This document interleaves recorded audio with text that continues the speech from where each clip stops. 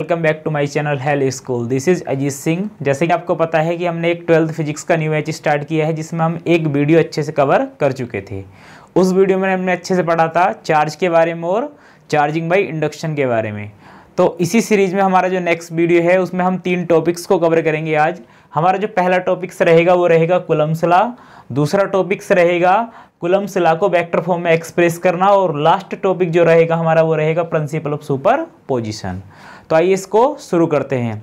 मेरी आपसे एक रिक्वेस्ट है, अगर आपने पहली वीडियो नहीं देखी है तो कृपया करके उस वीडियो को देखें, क्योंकि ऐसा होता है कि फिजिक्स में जो सारे टॉपिक्स हैं वो एक दूसरे से रिलेट है। मींस नेक्स्ट टॉपिक जो आएगा वो पिछले टॉपिक से ज़रूर रिलेट करता है। अगर आपने अच्छे से पिछला टॉपिक कवर नहीं किया है तो आगे आप समझने में मुश्किल कर सकते हो। तो मैं आपसे रिक्वेस्ट करूँगा कि आप पहले जाकर उस वीडियो को देखें, तब इसको समझे। फिर भी मैं आपको रिवाइज करा देता हूं कि पहला टॉपिक क्या था। हमने पढ़ा था अच्छे से चार्ज। चार्ज क्या है? चार्ज एक ऐसी इंटरनल प्रॉपर्टी है किसी भी बॉडी की जो फोर्स जनरेट करती है। अब ये जो फोर्स है वो रिपल्सिव भी हो सकता है और कैसे हो सकता है, अट्रैक्टिव भी हो सकता है। उसके बाद हमने क्या पढ़ा था कि कुछ चार्ज की प्रॉपर्टीज थी, जैसे कि अगर लाइक चार्ज होंगे तो एक दूसरे को क्या करेंगे, रिपेल करेंगे, और अनलाइक चार्ज एक दूसरे को क्या करते हैं, अट्रैक्ट करेंगे। इसी के बेसिस पर इसको हम बोलते हैं फंडामेंटल लॉ ऑफ इलेक्ट्रोस्टैटिक। इसी के बेसिस पर आज हम पढ़ने जा रहे हैं कूलम्ब्स लॉ। ठीक, अब कूलम्ब्स लॉ को अगर ग्रेविटेशन लॉ से रिलेट किया जाए तो इसमें कोई बुराई वाली बात नहीं होगी। तुमने अच्छे से डील किया है 11th क्लास में ग्रेविटेशन लॉ को, कि जब भी पूरे यूनिवर्स में, पूरे ब्रह्मांड में दो मास बॉडी एक दूसरे के पास या फिर नियर या फिर दूर दूर भी हैं, तो उनके बीच में एक अट्रैक्टिव फोर्स जनरेट होता है, जिसको हम बोलते हैं ग्रेविटेशन फोर्स या ग्रेविटेशनल फोर्स। जो किसने दिया था? न्यूटन ने। जिसका फॉर्मूला तुम्हें आज भी याद होगा, F = Gm1m2/r²। What about G? G is the gravitation constant and m1m2 mass of the body, and R क्या है? उनके बीच का सेपरेशन। ठीक उसी प्रकार जब किसी सिस्टम में दो चार्ज एक दूसरे के नियर होंगे या फिर कुछ दूरी पर सेपरेट होंगे, तो उनके बीच में एक फोर्स जनरेट होगा, जिसको हम बोलते हैं इलेक्ट्रिक फोर्स या फिर इलेक्ट्रोस्टैटिक फोर्स। इसको फाइंड किया था कूलम्ब्स ने। उन्हीं के नाम पर इसका नाम पड़ा कूलम्ब्स लॉ। तो इसको अच्छे से हम आज डील करने जा रहे हैं। तो इसका स्टेटमेंट या फिर इसके बारे में अगर हम पता करें तो क्या होगा कि जब भी दो चार्ज पार्टिकल एक दूसरे से कुछ डिस्टेंस पर सेपरेट होंगे, तो उनके बीच में लगने वाला इलेक्ट्रिक फोर्स दोनों चार्जेस के प्रोडक्ट के डायरेक्टली क्या रहेगा, प्रोपोर्शनल, और उनके बीच के सेपरेशन के स्क्वायर के क्या रहेगा, इनवर्सली प्रोपोर्शनल रहेगा। अगर सीधी सी मैं बात कहूँ तो मान लो मेरे पास दो ये चार्ज हैं, ये मेरे पास दो चार्ज पार्टिकल हैं, ये वाला 10 कूलम्ब और ये वाला कितना है, 20 कूलम्ब। इनका जो प्रोडक्ट आएगा 200 कूलम्ब। फोर्स इसके डायरेक्टली प्रोपोर्शनल रहेगा, मीन्स इस पर क्या करेगा, डिपेंड करेगा। उसके बाद अगर मैं इनकी वैल्यू को इंक्रीज कर दूं, इस 10 के स्थान पर मैं ले लूँ 20 और 20 के स्थान पर क्या ले लूँ 40, तो इनका जो प्रोडक्ट होगा इस बार कितना हो जाएगा, 800। देन आप क्या समझे कि इनका जो प्रोडक्ट था वो इंक्रीज हो चुका है, तो इनके बीच में लगने वाला जो फोर्स है वो भी क्या हो जाएगा, इंक्रीज हो जाएगा। तो इसी बात को हम स्टेटमेंट में कैसे समझेंगे, फोर्स बिटवीन टू। अब यहाँ जो फोर्स लिखा है इसके आगे आप इलेक्ट्रिक फोर्स या फिर इलेक्ट्रोस्टैटिक फोर्स भी ऐड कर सकते हैं। अब ये जो फोर्स हम पढ़ने जा रहे हैं वो इलेक्ट्रिक या फिर इलेक्ट्रोस्टैटिक फोर्स ही है। तो फोर्स बिटवीन टू स्टेशनरी मतलब क्या होता है, स्टैटिक मतलब रुका हुआ है चार्ज। अगर चार्ज मूवेबल होगा तो हम उसके बीच में लगने वाले फोर्स को डिफाइन या फिर फाइंड नहीं कर सकते हैं। अगर चार्ज स्टेशनरी पोजीशन में होगा तो ही हम फोर्स को डिफाइन कर सकते हैं। मूवेबल कराएंगे, मोशन में लाएंगे चार्ज को, लेकिन अभी जब हम फोर्स फाइंड करेंगे, कैलकुलेट करेंगे, एक्सपेरिमेंट करेंगे, तो चार्ज क्या होना चाहिए, स्टेशनरी पोजीशन में ही होना चाहिए। तो force between two stationary charges is directly proportional to the product of the charges and inversely proportional to the square of distance between them।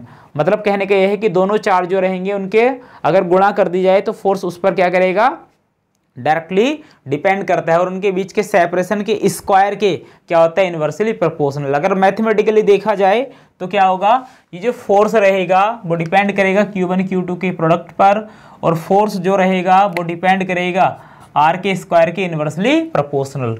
जब हम दोनों को मिला देंगे तो क्या हो जाएगा, F proportional Q1 Q2 upon R square.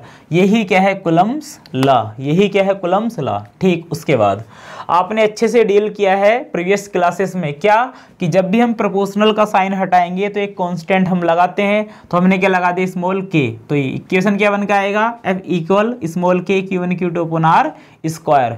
अब यहाँ k क्या है, एक प्रोपोर्शनल कांस्टेंट, इसको हम क्या बोलते हैं, इसको हम बोलते हैं कुलम्स कांस्टेंट। इसको क्या बोलते हैं, कुलम्स कांस्टेंट, या फिर इसका दूसरा नाम हो सकता है, या तो इसको हम बोलेंगे कुलम्स कांस्टेंट, या फिर इसको हम बोलते हैं क्या, electrostatic Coulomb's constant, electrostatic Coulomb's constant. Okay, clear. उसके बाद अब इस कुलम्स कांस्टेंट की वैल्यू क्या होगी, हम कैसे इसकी वैल्यू को डिफाइन कर सकते हैं, तो वैल्यू कैसे डिफाइन करेंगे, if we measure a force and distance in SI system, मतलब दो चार्ज पार्टिकल दे रखे हैं आपको, Q1 Q2, उनके बीच का सेपरेशन कितना है R, और इनके बीच में जो फोर्स जनरेट हुआ वो कितना है, capital F। Capital F means force, Q1 Q2 charges, R इनके बीच का सेपरेशन। इन सभी क्वांटिटी फिजिकल क्वांटिटी को हम इनकी एसआई सिस्टम में मेजर करें। एसआई सिस्टम मतलब जैसे फोर्स को हम न्यूटन में मेजर करते हैं, चार्ज को कूलम में, और आर को किस में मेजर करते हैं, मीटर में। इनको इसी प्रकार मेजर किया जाए तो के की जो वैल्यू निकल के आएगी एक्सपेरिमेंटल, वो कितनी निकल के आएगी, 9 × 10⁹ और यूनिट यहाँ से निकल जाएगी न्यूटन मीटर स्क्वायर पर कूलम स्क्वायर। तो के एक प्रोपोर्शनल कांस्टेंट, इसको हम बोलते हैं Coulomb's constant. F Q R को अगर इनकी एसआई सिस्टम में मेजर किया जाए तो के की वैल्यू निकल के आएगी 9 × 10⁹ न्यूटन मीटर स्क्वायर पर कूलम्ब स्क्वायर। Okay, clear. अगर एक इक्वेशन की फॉर्म में एक्सप्रेस किया जाए तो के की जो वैल्यू है वो क्या होगी, 1/4πε0। के हो जाएगा 1/4πε0। ओके, 4 एज ए कॉन्स्टेंट, 4 तो 4 ही होगा, पाई। अब यहाँ से एक नया वर्ड आया तुम्हारे सामने, क्या, एप्सिलॉन। अब ये एप्सिलॉन क्या है, एप्सिलॉन को हम बोलते हैं क्या, permittivity of free space, permittivity of free space. Okay, clear. जिसकी वैल्यू कितनी होती है, 8.85 × 10⁻12 कूलम्ब स्क्वायर पर न्यूटन मीटर स्क्वायर। ये इसकी क्या हो जाएगी, यूनिट। ये क्या हो जाएगी, इसकी यूनिट। एप्सिलॉन क्या है, परमिटिविटी ऑफ फ्री स्पेस, जिसकी वैल्यू क्या होगी, 8.85 × 10⁻12 कूलम्ब स्क्वायर पर newton metre square. Okay, clear. उसके बाद अगर इसी इक्वेशन को इस इक्वेशन में पुट कर दिया जाए, ये जो लिखा है F इक्वल के के स्थान पर किसको रिप्लेस करना है, 1/4πε0 को, तो Q1 Q2 upon R square. ये क्या हो जाएगा, force between two stationary charges. तो जो कूलम्स लॉ होगा इन द इक्वेशन फॉर्म क्या हो जाएगा, F equal 1/4πε0 Q1 Q2 upon R square. अभी F नोट से मैंने क्यों रिप्रेजेंट किया, मैंने यहाँ ओनली क्या लिखा था, F। तो F नोट से रिप्रेजेंट करने का केवल मोटिव इतना है कि अभी जो चार्जेस हैं, अभी जो चार्ज पार्टिकल हमारे वो कहाँ रखे हुए हैं, एयर में रखे हुए हैं। अब एयर या फिर फ्री स्पेस ही क्यों लिया, क्योंकि ये जो परमिटिविटी है वो क्या है, फ्री स्पेस की परमिटिविटी है। ठीक, क्लियर। तो कूलम्स लॉ आपको यहाँ तक समझ में आ गया। अब बात करते हैं ये जो परमिटिविटी है, मतलब इसको कैसे डिफाइन करेंगे, परमिटिविटी है क्या। ठीक, उसके बाद मान लो तुम्हारे पास दो मीडियम है, एक क्या है ग्लास और एक क्या है एयर मान लेते हैं। ठीक, उसके बाद अब मेरे पास लाइट रेज हैं कुछ, और मैं उनको इजीली ट्रैवल कराऊंगा, ग्लास में भी कराऊंगा और किस में कराऊंगा, एयर में। तो आप इमेजिनेशन करके बताओ कि किस मीडियम में जो लाइट रेज होंगी वो इजीली ट्रैवल कर सकती हैं, किस मीडियम में जो लाइट रेज होंगी वो इजीली ट्रैवल कर सकती हैं। तो ऑब्वियस आपका आंसर होगा कि एयर में ट्रैवल कर सकती हैं। किस में ट्रैवल कर सकती हैं, एयर में। तो एयर और ग्लास की एक ऐसी प्रॉपर्टी है जो लाइट रेज को इजीली ट्रैवल करने के लिए एक्साइट करती है, या फिर ऐसा कह सकते हैं कि ग्लास उनको क्या करता है, मतलब उस लाइट को इजीली ट्रैवल करने का अपोज करता है। अब उन दोनों मीडियम में एक ऐसी प्रॉपर्टी है, तो उस प्रॉपर्टी को हम बोलते हैं, जो तुम अच्छे से 10th में पढ़ के आए हो, रिफ्रैक्टिव इंडेक्स। रिफ्रैक्टिव इंडेक्स किसी भी मीडियम की ऐसी प्रॉपर्टी है जो लाइट रेज का क्या करता है, अपोज करता है। Refractive index higher opposition of speed of light, ऐसे बोल सकते हैं। ठीक, उसी प्रकार परमिटिविटी किसी भी मीडियम की एक ऐसी प्रॉपर्टी है जो फोर्स का अपोज करती है, जो फोर्स का क्या करती है, अपोज करती है। Higher permittivity lower forces, higher permittivity lower forces, मतलब जिस मीडियम की परमिटिविटी जितनी हाई होगी उस मीडियम में फोर्स उतना ही क्या हो जाएगा, लोअर हो जाएगा। इस बात को अपने माइंड में सेट करके रख लेना है। क्लियर। उसके बाद अब ये जो हमारे चार्जेस थे वो कहाँ रखे हुए थे, एयर में रखे हुए थे। ऐसा तो नहीं है कि मतलब सारे ये जो चार्ज हैं वो हमेशा एयर में ही रखे होंगे। हमने क्या किया कि एयर के स्थान पर कोई हमने मीडियम ले लिया। अब मीडियम में कैसे क्या ले सकते हैं, वाटर ले सकते हैं, गिलास ले सकते हैं, एज वेल एज कुछ भी ले सकते हैं। मतलब एयर को छोड़कर अदर जो मीडियम हो जाएगा उसमें हम चार्ज को रख रहे हैं, जिसकी परमिटिविटी मैंने अभी बताया कि ये जो परमिटिविटी है वो क्या है, एयर या फिर फ्री स्पेस की है। अब जैसे ही हम मीडियम को चेंज करेंगे मीडियम की परमिटिविटी चेंज हो जाएगी। परमिटिविटी मतलब परमिट करना, फोर्स को वो कितना परमिट करेगी। तो जैसे ही हमने मीडियम चेंज किया तो हमने मान लिया जो परमिटिविटी है अब मीडियम की वो क्या है, एप्सिलॉन। क्या है, एप्सिलॉन। तो F M, M for medium, medium में जो फोर्स होगा वो कितना हो जाएगा, 1/4 pi epsilon Q1 Q2 upon R square. Q1 Q2 charge same है, उनके बीच का डिस्टेंस भी सेम है, 1/4 पाई एज ए कांस्टेंट है। चेंज होगा तो क्या होगा, ओनली परमिटिविटी होगा। तो किसी भी मीडियम में अप्लाई होने वाला जो फोर्स हो जाएगा अब वो क्या हो जाएगा, F M 1/4 pi epsilon naught, sorry 1/4 pi epsilon Q1 Q2 upon R square. Is that clear. यहाँ पर ये कूलम्ब लॉ का टॉपिक जो है वो हो गया फिनिश। उसके बाद एक आगे टॉपिक है वो क्या है, अगर दोनों इक्वेशन को ध्यान से देखो, अगर हम इनको डिवाइड कर दें F naught over F M, तो ये कर दिया हमने, ये इससे कैंसिल, Q1 Q2 से कर दिया हमने, 1/4 पाई से 1/4 पाई कैंसिल, Q1 Q2 से Q1 Q2 कैंसिल, R से R कैंसिल, तो बचेगा क्या, ओनली 1/एप्सिलॉन नोट और 1/एप्सिलॉन। अब इसको क्या करेंगे, रेसिप्रोकल हो जाएगा ये, तो एप्सिलॉन नोट हो जाएगा। तो यहाँ से जो फाइनल रेशियो निकल कर आया है वो क्या है, F naught over F M और एप्सिलॉन नोट। अभी इतने को ध्यान मत दो, ये केवल इतने को ध्यान मत दो आप, ये रेशियो निकल के आया। अब ये जो रेशियो है, ये जो रेशियो एक फिजिकल क्वांटिटी कहलाएगा, जिसको हम डिनोट करेंगे एप्सिलॉन आर या फिर कैपिटल के। यहाँ स्मॉल के है और यहाँ क्या है, कैपिटल के। अब एप्सिलॉन आर क्या है, इसको हम बोलते हैं रिलेटिव परमिटिविटी। कैपिटल क्या है, डाइलेक्ट्रिक कांस्टेंट, डाइलेक्ट्रिक कांस्टेंट। और एप्सिलॉन क्या है, एप्सिलॉन आर क्या है, रिलेटिव परमिटिविटी। तो F naught over F M या फिर एप्सिलॉन अपॉन एप्सिलॉन नोट का जो रेशियो होगा वो क्या कहलाएगा, डाइलेक्ट्रिक कांस्टेंट या फिर रिलेटिव परमिटिविटी। Okay, clear. उसके बाद अगर इसी इक्वेशन को हम रीराइट करें तो क्या हो जाएगा, एफ एम 1/4 पाई एप्सिलॉन के स्थान पर इस इक्वेशन के हिसाब से क्या लिख सकते हैं, के एप्सिलॉन नोट, एप्सिलॉन बराबर के एप्सिलॉन नोट, तो एप्सिलॉन नोट इंटू के और Q1 Q2 upon R square. ये final equation of Coulomb's law. Okay, clear, ठीक। अब ये हमारा टॉपिक फिनिश। उसके बाद जो हम बात करते हैं वो किसकी करेंगे, vector form of Coulomb's law की। तो आप इसका एक स्क्रीनशॉट लीजिए, उसके बाद हम नेक्स्ट टॉपिक की बात करते हैं।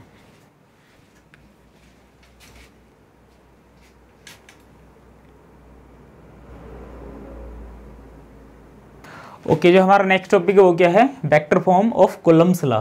तो इसको समझते हैं। अब इसके लिए हमने क्या लिया, एक कार्टेशियन प्लेन लिया, ये हो जाएगा x और ये क्या हो जाएगा y। अब इसमें दो पॉइंट्स हैं a और b, इन पर चार्ज रखे हैं Q1 Q2। इनकी ओरिजिन से जो डिस्प्लेसमेंट वेक्टर वो क्या है, R1 Q1 का और R2 किसका है, Q2 का। इनकी डायरेक्शन क्या है, इसकी डायरेक्शन है O to A, इसको हम शो कर देंगे, और इसकी डायरेक्शन क्या है, O to B, इसको हमने शो कर दिया। Okay, clear. अब देखो हमने मान लिया कि जो दोनों चार्ज हैं वो सेम नेचर के हैं, तो जब सेम नेचर के हैं तो एक दूसरे को क्या करेंगे, रिपेल करेंगे। Q1 Q2 पर फोर्स एक्सर्ट करेगा, Q2 Q1 पर फोर्स एक्सर्ट करेगा। तो हमने पहले मान लिया कि Q1 Q2 पर फोर्स एक्सर्ट करे है, जिसकी डायरेक्शन क्या होगी, आउटवर्ड, इस प्रकार। इसका हम कैसे इंडिकेट करेंगे इसको, तो इंडिकेट करने का मेथड है, Q1 लगा रहा है फोर्स Q2 पर, उसको लिखेंगे force on 2 due to 1। Clear. अब Q2 एक्सर्ट करेगा फोर्स किस पर, Q1 पर, इसकी डायरेक्शन क्या होगी, आउटवर्ड। इसको इंडिकेट क्या करेंगे, force on 1 due to 2। Okay, clear. अब इनकी डायरेक्शन को शो करने के लिए हम एक रेफरेंस वेक्टर की जरूरत पड़ेगी, जिसको हम बोलते हैं कैप वेक्टर या फिर यूनिट वेक्टर। तो इसको हम क्या करेंगे, देखो सबसे पहले क्या, दो फोर्स है हमारे पास, एक क्या है 1 2 और एक क्या है 2 1। तो 2 1 की जो डायरेक्शन है वो क्या है, A से B की ओर, मीन्स 1 से 2 की ओर है डायरेक्शन इसकी। तो एक रेफरेंस वेक्टर हो जाएगा ये R कैप 1 से 2 की ओर। तो ये रेफरेंस वेक्टर किसका होगा, इसका, क्योंकि इसके डायरेक्शन क्या है 1 से 2 की ओर। एक रेफरेंस वेक्टर किसका होगा, इस फोर्स का, इसको क्या लिखेंगे 2 1, जिसका डायरेक्शन क्या होगी 2 से 1 की ओर। क्लियर। उसके बाद according to Coulomb's law, force on Q2 due to Q1, तो ये है क्या F21। लिखने का तरीका 1/4πε0 Q1 Q2 upon R²। Clear. उसके बाद यहाँ इसकी डायरेक्शन को शो करने के लिए क्या लगाएंगे, एक रेफरेंस वेक्टर जो इनमें से लगेगा, इसको हमने कह दिया R कैप। अब इसका रेफरेंस वेक्टर कौन सा है 2 1 का, 2 1 की डायरेक्शन क्या है 1 से 2 की ओर, तो कौन सा है 1 2, इसको लिखेंगे इस प्रकार। क्लियर। उसके बाद तुमने 11th में अच्छे से स्टडी किया है कि जो वेक्टर होगा ए कैप वो किसके इक्वल होगा, vector A upon vector A का मैग्नीट्यूड। क्लियर। तो ए कैप को हम रिप्लेस कर सकते हैं ऐसे, इसको क्या लिखेंगे फिर 1/4πε0 Q1 Q2 अपॉन, अभी जो R² लिखो हम इसको लिख सकते हैं वेक्टर R का मैग्नीट्यूड और उसका स्क्वायर। क्लियर। R कैप को क्या लिखेंगे vector R upon vector R का मैग्नीट्यूड, तो हम इसको लिखेंगे फाइनली 1/4πε0 Q1 Q2 स्क्वायर और एक पावर ये क्यूब, और यहाँ लिखेंगे वेक्टर R। ये बात क्लियर है। आई होप कि सभी को ये बात समझ में आई होगी। ठीक। उसके बाद अब ध्यान से देखो, ये जो लिखा था 1 2, मतलब 1 2 किसको शो करता है डायरेक्शन को, मतलब जो F21 की डायरेक्शन थी वो थी 1 से 2 की ओर, तो यहाँ डायरेक्शन भी शो करो, तो यहाँ सभी की जगह क्या लगाएंगे 1 2। ये वेक्टर फॉर्म कूलम्ब्स लॉ की हो गई। अब इसी फॉर्मेट को आगे एक्सपेंड करते हुए हम क्या कर सकते हैं, तुमने अच्छे से पढ़ा है वेक्टर में 11th क्लास में एक ट्रायंगुलर मेथड क्या होगा वेक्टर एडिशन का, कि किसी भी ट्रायंगल की 2 कंटिन्यूअस साइड का जो सम होगा वो थर्ड साइड के इक्वल रहेगा। ठीक। तो हमें किसकी वैल्यू निकालनी है 1 2 की, तो 1 2 कौन सा है ये वाला, तो इसमें कंटिन्यूअस साइड देख लो, एक तो ये होगी और एक ये वाली होगी, मतलब इस वाले ट्रायंगल में OA प्लस AB किसके इक्वल रहेगा, इस OB साइड के। अब इनकी वैल्यू रख दो, OA कितना है वेक्टर R1 प्लस ये कितना है, ये हो जाएगा 1 2, मतलब वेक्टर 1 2, और बराबर किसके रहेगा वेक्टर R2 के। अब यहाँ से 1 2 की वैल्यू निकाल लो, इसको हम क्या लिखेंगे R2 माइनस R1, तो इसको वहाँ पुट कर दो, तो कितना हो जाएगा F21, ये हो जाएगा 1/4πε0 और हो जाएगा Q1 Q2 अपॉन, अब R12 को हम क्या लिखेंगे 2 1 माइनस 1, तो vector R2 minus vector R1 magnitude whole cube, और इनटू यहाँ इस 1 2 को क्या लिखेंगे वेक्टर 2 माइनस वेक्टर 1, ये फाइनल आंसर। उसके बाद सिमिलरली अभी जो हमने लिखा है 2 1 को लिखा है, अगर 1 2 को लिखें तो क्या होगा, बस नंबर को रिप्लेस करना, मीन्स डायरेक्शन को चेंज करना, ये सेम हो जाएगा 1/4πε0 Q1 Q2 अपॉन यहाँ हो जाएगा R1 माइनस R2 का whole cube into R1 minus R2। ये कूलम्ब्स लॉ का वेक्टर फॉर्म हो गया। आई होप कि आपको समझ में आया होगा। आप इसका स्क्रीनशॉट लीजिए। उसके बाद हम बात करते हैं नेक्स्ट टॉपिक की हमारे।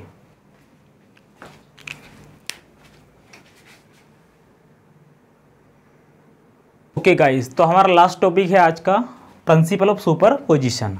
अभी प्रिंसिपल ऑफ सुपरपोजिशन है क्या, सुपरपोजिशन जो वर्ड है वो आया है सुपरपोज से। सुपरपोज का मतलब होता है एक साथ मिलना। मतलब जैसे ही आपने 11th में भी पढ़ा है क्या कि principal of superposition of waves, मतलब जब 2 या 2 से अधिक वेव्स किसी एक पर्टिकुलर पॉइंट पर जाकर एक साथ मिलती हैं तो उसको हम बोलते हैं सुपरपोज होना, और उनके मिलने से या उनके सुपरपोजिशन एक रिजल्टेंट वेव बन के आएगी, उसी फिनोमेना को हम बोलते हैं सुपरपोजिशन या फिर सुपरपोज करना। अब यहाँ फोर्सेस के बारे में हम समझते हैं तो क्या होगा, हमने एक सिस्टम मान लिया जिसमें बहुत सारे चार्जेस रखे हुए हैं। हमने मान लिया कि n चार्जेस रखे हुए हैं, Q1 Q2 Q3 Q4 Qn है। अब इंडिविजुअली किसी एक चार्ज पर किसी एक चार्ज पर इन सभी चार्जेस के द्वारा लगने वाला जो रिजल्टेंट फोर्स आएगा, लगने वाला जो रिजल्टेंट फोर्स आएगा वही क्या कहलाएगा, प्रिंसिपल ऑफ सुपरपोजिशन। मीन्स उस फोर्सेस को हम जो कैलकुलेट करेंगे वो किसके हिसाब से करेंगे, प्रिंसिपल ऑफ सुपरपोजिशन के द्वारा। तो अब फोर्सेस लग कैसा सकता है, फिर एक्ट कैसा हो सकता है वो देखते हैं। तो हम मानते हैं कि ये जो फोर्थ चार्ज है हम इस पर फोर्स निकालना चाह रहे हैं, फिर इस पर नेट फोर्स निकालना चाह रहे हैं। अभी जो चार्जेस हैं ये इस पर फोर्स अप्लाई करेंगे, कैसे करेंगे, पहले Q1 Q4 पर अप्लाई करेगा, Q2 Q4 पर अप्लाई करेगा, Q3 अप्लाई करेगा और Qn अप्लाई करेगा। तो इसकी डायरेक्शन हो जाएगी। इसको इंडिकेट करने का तरीका अभी पढ़ा है आपने, फोर्स ऑन 4 ड्यू टू 1 तो 4 1, force on 4 due to 2 4 2, force on 4 due to 3 4 3 और finally force on 4 due to n 4 n। तो नेट फोर्स ऑन 4 इसको हम क्या लिखेंगे, F4। ये किसके इक्वल होगा, सभी के वेक्टर सम के। मीन्स ये हो जाएगा 4 1 प्लस 4 2 प्लस 4 3 प्लस 4 n। ये रिजल्टेंट फोर्स आ गया according to principle of superposition. उसके बाद मैं आपको कुछ ट्रिक्स बता रहा हूं जिसके हिसाब से आप न्यूमेरिकल इजीली कर सकते हैं। अब इनके बीच में ध्यान से देखो, इनके बीच में कुछ एंगल बना हुआ है। क्या बना हुआ है, एंगल बना हुआ है। तो हम इसको कैसे फाइंड आउट करेंगे जब तुमको एंगल देगा। अगर मान लो तुम्हारे पास दो फोर्स हैं और वो दोनों सेम डायरेक्शन में हैं, दो फोर्स हैं A और ये वाला है B, तो इनका जो रिजल्टेंट फोर्स होगा वो कैसे निकल के आएगा। मान लो रिजल्टेंट फोर्स क्या है, R है, तो वो कैसे निकल के आएगा, तो दोनों का जो रिजल्टेंट फोर्स आएगा वो क्या हो जाएगा, दोनों के सम के इक्वल। क्लियर। उसके बाद अगर ये दोनों फोर्सेस A और B एक दूसरे के क्या हैं, बिल्कुल अपोजिट हैं, तो इनका जो रिजल्टेंट फोर्स निकल के आएगा वो क्या आएगा, A minus B। Third point, अगर दोनों फोर्स क्या है, बिल्कुल एक दूसरे के परपेंडिकुलर, मीन्स इनके बीच का जो एंगल है वो कितना है, 90। ये A है और ये क्या है, B, तो इनका जो रिजल्टेंट फोर्स निकल के आएगा वो क्या आएगा, दोनों के स्क्वायर के सम के स्क्वायर रूट के इक्वल आएगा। और जो final answer means last point है इसको याद करने का, वो क्या है, अगर दोनों के बीच कुछ एंगल दिया है, मान लो कितना है, थीटा, ये A है और ये क्या है, B, तो इनका जो फाइनल आंसर होगा वो क्या हो जाएगा, square root A square plus B square plus 2AB cos theta. ये फाइनल आंसर। आप इसको क्या बोल सकते हैं, बाफ ऑफ ऑल। मीन्स अगर तुमने ये फॉर्मूला याद कर लो तो ये सारे फॉर्मूला आपको याद हो सकते हैं। कैसे, अब यहाँ देखो, ये दोनों सेम डायरेक्शन में होंगे तो इनके बीच का एंगल कितना रहेगा, थीटा 0 रहेगा। कितना रहेगा, 0। जब यहाँ आपको यहाँ पुट करेंगे 0 तो cos 0 की वैल्यू 1, तो क्या बचेगा 2AB। Means A square plus B square plus 2AB is what, A plus B का होल स्क्वायर से स्क्वायर रूट कैंसिल, क्या बचा, ओनली A प्लस B। उसके बाद अभी दोनों एक दूसरे के क्या रहेंगे, अपोजिट, मीन्स एंटी पैरेलल, तो दोनों के बीच का एंगल कितना होगा, 180। cos 180 की वैल्यू -1, माइनस यहाँ आएगा, क्या हो जाएगा, -2AB और A square minus B square minus 2AB is what, A minus B का होल स्क्वायर से स्क्वायर रूट कैंसिल, क्या बचेगा, ओनली A माइनस B। अब इनके बीच का एंगल कितना है, 90। यहाँ 90 रखेंगे, 90 की वैल्यू कितनी हो जाएगी, 0।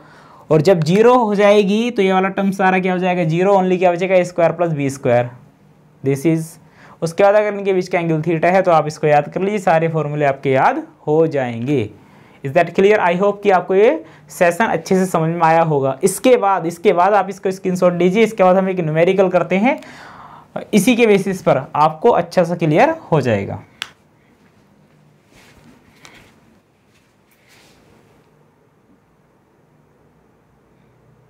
एक न्यूमेरिकल करते हैं प्रिंसिपल ऑफ सुपरपोजिशन के बेसिस पर। हमारे पास एक इक्विलैटरल ट्रायंगल है ABC जिसके 3 कॉर्नर्स पर 3 इक्वल चार्ज रखे हुए हैं Q Q Q, और ईच साइड जो है इसकी वो क्या है, स्मॉल a। हमें क्या करना है, इस पूरे सिस्टम के द्वारा पॉइंट C पर नेट फोर्स फाइंड आउट करना है। तो पॉइंट सी पर नेट फोर्स फाइंड आउट करने के लिए हम क्या करेंगे, पॉइंट सी पर फोर्सेस की डायरेक्शन निकालेंगे। मीन्स पॉइंट सी पर जो फोर्सेस लग सकता है वो कैसे लग सकता है, ए के द्वारा और बी के द्वारा। तो पहले ए के द्वारा means force on C due to A, इसको क्या लिखेंगे सी ए। उसके बाद force on C due to B, इसको क्या लिखेंगे सी वी। अब इन्हीं की वैल्यू आपको फाइंड आउट करनी है। उसके बाद सबसे पहले आपको ये देखना है कि इनके बीच का एंगल कितना है, ये वाला एंगल। अगर ये कितना है 60, इक्विलेटरल एंगल, तो ईच एंगल कितना होगा 60 ही होगा। अगर ये 60 है ये वाला, आपने पढ़ा है वर्टिकल अपोजिट एंगल प्रॉपर्टी, अगर ये 60 है तो ये भी कितना हो जाएगा 60। मीन्स इनके बीच का एंगल कितना है 60। तो सबसे पहले आपका जो मोटिव है वो क्या है, FCA निकालना और FCV निकालना। तो FCV या CV में से कौन सा भी निकाल लो, FCA निकालते हैं। तो FCA क्या होगा, ए और सी के बीच का फोर्स। फॉर्मूला आपको पता है 1/4πε0 Q1 Q2। Q1 कितना है Q, Q2 भी कितना है Q, इनके बीच का सेपरेशन कितना है A, तो A²। अब इतने को हम मान लेंगे क्या, मान लो कुछ भी कह देंगे, हमने कह दिया x, यानी ये वाली जो वैल्यू है वो कितनी है F है। उसके बाद निकालेंगे FCV, मीन्स B और C के बीच लगने वाला फोर्स। फॉर्मूला वही रहेगा 1/4πε0। चार्ज दोनों क्या है सेम, Q, इनके बीच का सेपरेशन भी कितना है A²। इसको भी क्या हो जाएगा x, सेम क्वांटिटी लिखी है। उसके बाद दोनों के बीच का एंगल 60 दिया है, तो रिजल्टेंट फोर्स निकालने का फॉर्मूला भी पढ़ा है तुमने। जब दोनों के बीच का कुछ एंगल दे रखा हो तो R बराबर √A² + B² + 2AB cos theta. तो रिजल्टेंट फोर्स ऑन C क्या हो जाएगा, √FCA² + FCV² + 2FCA FCV cos 60, इनके बीच का एंगल। ये कितना है x², ये भी कितना है x² + 2 × x और cos 60 वैल्यू आप जानते हैं 1/2। ये से कैंसिल, x² कितना आ जाएगा 2x², x × x² उसका होल स्क्वायर रूट कितना आ जाएगा 3x²। √3, तो √3 रहेगा, x बाहर निकल जाएगा, ये आ जाएगा रिजल्टेंट फोर्स ऑन C। अब यहाँ से आप x की वैल्यू उठाकर रख सकते हैं, जो क्या है 1/4πε0 Q/A²। Okay, clear. I hope कि आपको ये सेशन अच्छे से समझ में आया होगा। अगर आपको ये वीडियो अच्छी लगी तो लाइक करना, शेयर करना और चैनल को सब्सक्राइब करना ना भूलें। Thank you, all the best.